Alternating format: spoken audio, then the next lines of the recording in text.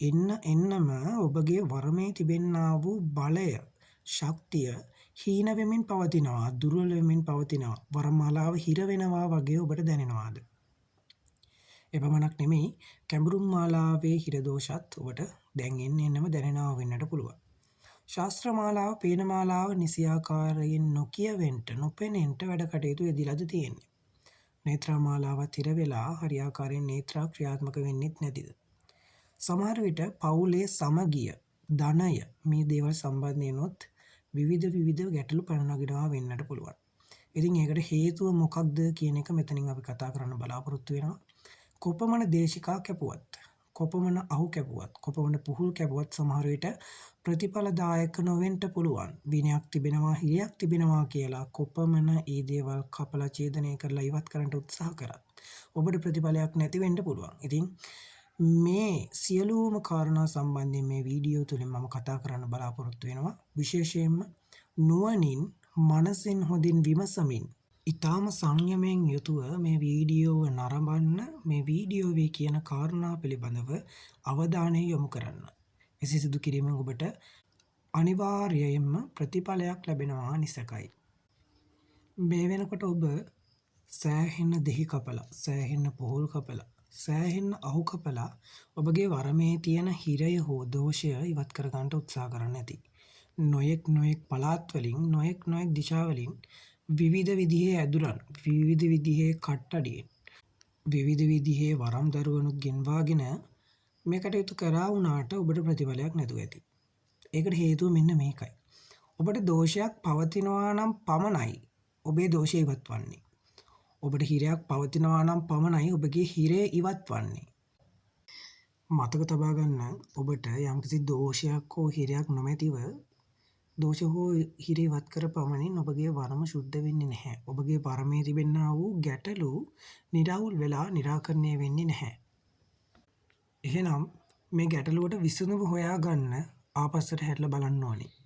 යන්න ඔබ වරම් බලාපොරොත්තුවෙන්, වරමක් පිළිබඳව යම්කිසි ඉඟියක් ලබාගෙන හෝ ඉඟි ලබමින් සිටපු කාල සීමාවට වරම් බලාපොරොත්තුවෙන් ඉඳපු ඒ මුල්ම අවධියට ගිහිල්ලා බලන්න. හොඳයි. දැන් ඔබ ඉන්නේ අතීතේ. වරමක් බලාපොරොත්තුවෙන් හෝ වරමක් පිළිබඳව ඉඟි පහළ වුණු මුල්ම අවධියේ. ඒ කාල සීමාවේ ඔබ සිතුවේ කෙසේද? ඔබ කටයුතු කළේ කෙසේද? ඔබගේ අරමුණු ඌයේ මොනවාද කියන එක දැන් අපි විමසලා බලමු. මුලින්ම මට වරමක් ලැබුණා නම් මට පුළුවන් විදිහට ලෝක සත්වයාට පිහිට වෙනවා. අනේ දුක් විඳින මිනිස්සු කොච්චරනම් ඉන්නවද? ඒ මිනිස්සුන් වෙනුවෙන් මම පිහිට වෙනවා. මුදල් බලාපොරොත්තු වෙන්නේ නැහැ මම. මට මුදල් වැඩක් නැහැ. මට ඕනේ පින. මම දෙවියන්ටත් පින් අනුමෝදන් කරගෙන බොහොම නම්බුකාර විදිහට ජීවත් වෙනවා. බොහොම පින්සාර විදිහට මම ජීවත් වෙනවා. පින්කාර මිනිස්සෙක් විදිහට මම මගේ ජීවිතය හැඩගස්ස ගන්නවා. හැමෝටම උදව් කරනවා. පුළුවන් විදිහට හැමෝටම උදව් කරනවා, පින්දහම් කරනවා. යම්කිසි පඳුරක් ලැබුණත් මම ඒකිනුත් පින්දහම් කරනවා. මම මේ දේවල් මට කන්න බොන්න ඒ මත යැපෙන්න මම බලාපොරොත්තු වෙන්නේ නැහැ. ඉතින් ඔබ මේ විදිහට හිතුවා, මේ විදිහට වැඩ කරන්න උත්සාහ කරා මුල්ම අවදියේ. ඔබට මතක ඇති. තව ටිකක් විමසලා බැලුවොත් මෙන්න මේ විදිහට මුල්ම කාල සීමාවේ ඔබ දෙවියන්, බුදුන් පළමු කොට සැලකුවා. එතකොට මේ පළමු කොට සැලකපු දෙවියන්, බුදුන්ට අද ඒ තැනම තියෙනවාද කියන එක ආපස්සට හැරිලා නුවණින් විමසලා බලන්න. දෙවියන්, බුදුන් වඳිමින් ප්‍රතිපත්ති ගරුකව ඉඳපු ඔබ දැන් මේ ප්‍රතිපත්ති වල අඩුපාඩු පළදු දකිනවා ඇති. අනිවාර්යෙන්ම ඔබගේ වරමේ තත්ත්වයේ වර්තමාන තත්ත්වයේ මේකනම් ඔබට ඒ බව පේනවා ඇති.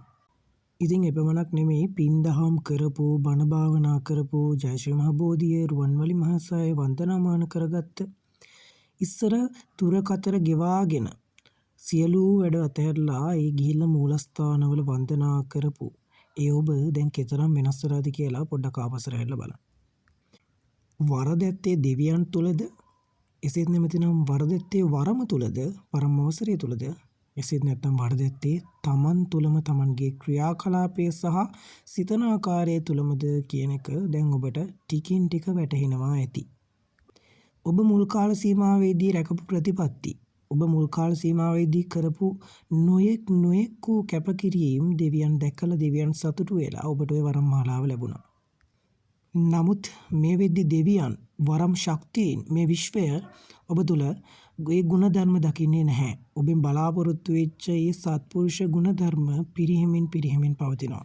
ඉතින් ඔබගේ වරම්මාලාව එන්න දුර්වලවන්ට වරම තුළ පවතිනා වූ විවිධ වූ වරප්‍රසාද අඩුවෙන්න හේතුව වන්නේ දෙවියන්ද වරමද එසේත් නැත්නම් ඔබ සහ ඔබේ ක්‍රියාකලාපයේද කියන කාරණාව හොඳින් නුවණින් විමසන්න. ඉස්සර එක දිගට දින 14 බෝධි පූජා තබපු ඔබ දැන් කෝ?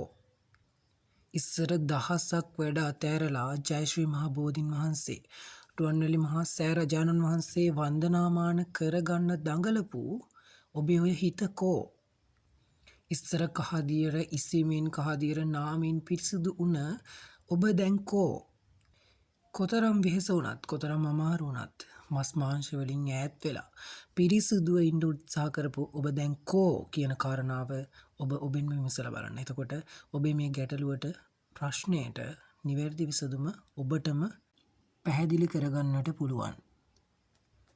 ඉතින් යම් කෙනෙක් දැන් චෝදනා කරන්න පුළුවන්. දැන් මේ විදිහට ප්‍රතිපත්ති රකින්න ගත්තට, මස් මාළු නොකා ඉඳියට, දැන් පන්සිල් රකින්න ගත්තට, දැන් බෝධි පූජා තියන්න ගත්තට අනේ අර මුල් අවසරයේ තරම් දැන් බලයක් නැහැ නේ කියලා. ඔව් ඇත්ත.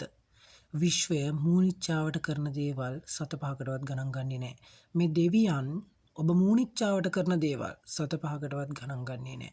වැරදුනාට පස්සේ ඒ වරද අවංකවම හදාගන්න කෙනා දිස බලලා නැවතත් ආයි දී යුතු වරදාන වරප්‍රසාද මොනවාද කියන එක දේවතාවුන් වහන්සේලා තීරණය කරනවා. ඔබ මූනිච්චාවට ඔබේ තිබෙන්නා වූ ඒ යටි පහත් අරමුණු ඉෂ්ට කරගන්න බලාපොරොත්තුවෙන් දෙවියට ලං වෙන්න උත්සාහ කරනවා නම් ඒ කාරණාව ඉෂ්ට සිද්ධ වෙන්නේ නැහැ කියන කාරණාව දෙවියන් වෙනුවෙන් මම මේ වීඩියෝ තුලින් මතක් කරන්නට කැමතියි. ඉතින් පටන් ගන්න අද ඉඳන් මේ අද දවසේ ඉඳන් මේ මොහොතේ ඉඳන් ඔබ දෙවියන්ගේ අවංක බැතිමතෙක් වෙන්න, අවංක දේවදරුවෙක් වෙන්න, පිරිසුදු පවිත්‍ර චරිතයක් තියෙන, පවිත්‍ර වචන කතා කරන, පවිත්‍රවත් වූ සත්‍යගරුක අවංක දරුවෙක් වෙන්න. එලෙසින් ඔබේ වරම නැවතත් ටිකෙන් ටික ශක්තිමත් වෙමින් බල වෙමින් මහා බල සම්පන්න වරමක් බවට පත්වෙනු නිසකයි.